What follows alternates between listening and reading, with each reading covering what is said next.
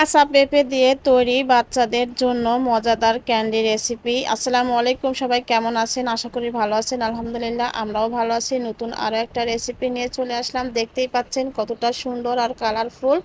আর এটা রেডি করে আপনি রোদে শুকিয়ে 6 মাস থেকে 1 বছর সংরক্ষণ করতে পারবেন নর্মাল ফ্রিজে। আর এমনিতে খেতেও অসম্ভব মজার। সামান্য পেঁপে দিয়েই এত মজাদার একটা ক্যান্ডি বানানো যায়, সেই রেসিপিটাই আপনাদের সাথে শেয়ার করব। আশা করি আমার সাথেই থাকবেন। আর ভিডিওটা ভালো লাগলে লাইক শেয়ার কমেন্টস করবেন, টাইমলাইনে শেয়ার করে রেখে দিতে পারেন। তো চলুন আমরা রেসিপিটা শুরু করি। তো আমি একটা খেয়ে আপনাদের দেখিয়ে দিচ্ছি ভিতরটা কেমন হয়েছে। শুকালে কিন্তু অনেক বেশি মুচমুচে হয়। তো এখানে আমি নিয়েছি হচ্ছে একটা কাঁচা পেঁপেটার ওজন ছিল আমার 3 পর মতো হবে, 1 কেজির একটু কম ছিল। তো পেঁপেটা আমি খোসাটা ছাড়িয়ে নিচ্ছি। আর মাঝে মাঝে আনকমন এই রেসিপিগুলো বানিয়ে আত্মীয় স্বজন যার সামনে দেখবেন যে সে আপনার শুধু প্রশংসাই করতে থাকবে, যে ভাবি এটা কোত্থেকে বানিয়েছেন, শুধু রেসিপিটাই জানতে চাইবে। তো এই তো খোসাটা ছাড়িয়ে ভিতরে যে অংশগুলো থাকে এটা কিন্তু খেতে তিতা লাগে। তো ভালো করে আমি পরিষ্কার করে নিচ্ছি, দেখতেই পাচ্ছেন। তো পরিষ্কার করে নিয়ে আমি মাঝখানে কেটে নিয়েছি। তো এখানে আমি 3টা ফালি করে নিচ্ছি। তো আপনারা কম অথবা বেশি, লম্বা ছোট আপনাদের ইচ্ছা মতো করে নিতে পারবেন।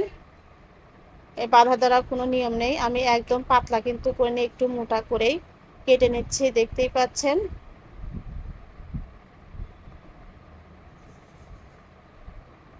তো সাইজটা আমি দেখিয়ে দিচ্ছি। তো সবগুলোই আমি এভাবে কেটে নিব।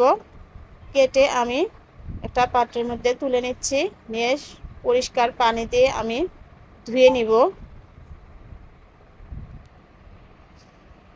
পেঁপের ভিতরে যে কষটা থাকে এটা কিন্তু রাখা যাবে না। সুন্দর করে পরিষ্কার পানি দিয়ে আমি 3বার ধুয়ে নিয়েছি। তো আবারও আমি ভিতরে একটু একটু সাদা অংশটা ছিল আমি পরিষ্কার করে নিচ্ছি, যেন কোনো অংশ না থাকে। তো ধোয়া কিন্তু আমার শেষ হয়ে গেছে। এখানে আমি পানি দিয়েছি একটা পাতিলের মধ্যে। পানিটা যখন ফুটে উঠবে, বেশ অনেকখানি পানি কিন্তু দিতে হবে। ফুটে ওঠার পরে পেঁপের টুকরোগুলো এর মধ্যে দিয়ে দিব। দিয়ে আমি আনুমানিক 5 মিনিটের মতো রান্না করব। খুব বেশি সময় কিন্তু রান্না করা যাবে না, তাহলে পেঁপেটা সিদ্ধ হয়ে যাবে, ক্যান্ডিটা অত ভালো হবে না। তো এভাবে আমি 5 মিনিটের মতো রান্না করে নিয়েছি। এখন আমি পাতিল থেকে নামিয়ে নিচ্ছি একটা ছাকনার মধ্যে, দেখতেই পাচ্ছেন। তো সবগুলো আমি উঠিয়ে নিলাম। এখানে আমি পাতিলের মধ্যে দিয়ে দিলাম হচ্ছে 1 কাপ চিনি। চিনিটা 1 কাপই আমার লেগেছে। তো হাফ কাপেরও একটু কম আমি পানি দিয়ে একটা চিনির শিরা রেডি করে নিব। শিরাটা অবশ্যই ঘন হতে হবে। তো এখানে আমি পেঁপের টুকরোগুলো দিয়ে দিলাম। তো নেড়ে চেড়ে এর সাথে মিশিয়ে আমি চুলাটা কিন্তু মিডিয়ামে রেখেছি। তো 5 মিনিট পর পর আমি নেড়ে চেড়ে দিব। সবসময় কিন্তু নাড়াচাড়া করা যাবে না, তাহলে ভেঙে যাবে। তো 5 মিনিট পর পর আমি নেড়ে চেড়ে দিব।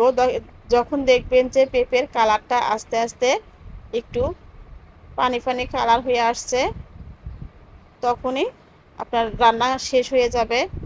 তো আমার রান্নাটা কিন্তু শেষ। এখানে আমি দুটো বাটির মধ্যে নিয়ে নিয়েছি। এখানে আমি অ্যাড করব হচ্ছে ফুড কালার। দুটো কালার অ্যাড করব। কালারটা কিন্তু অপশনাল, দিতেও পারেন নাও দিতে পারেন। তো আমি দেখার সৌন্দর্যের জন্য এই কালারটাই ইউজ করেছি। এটা খাবারেরই রং, যদিও না দেওয়াই ভালো।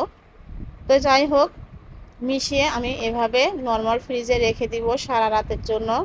তো সারা রাত পর আমি সকালে বের করে নিয়েছি, দেখতেই পাচ্ছেন। আমি এর মধ্যে থেকে উঠিয়ে নিচ্ছি। আর এই অংশটুকু কিন্তু শরবত বানিয়ে নিতে পারবেন, কালারফুল শরবত। তো ভালো করে টিস্যু দিয়ে আমি মুছে নিলাম, নিয়ে সাইডে রেখে দিলাম। রেড কালারটাও আমি ভালো করে টিস্যুতে মুছে নিব। তো এখানে আমি যে শুকনো নারকেলের গুঁড়ো পাওয়া যায় সেটা আমি দিয়ে ভালো করে এর সাথে মিক্স করে নিচ্ছি।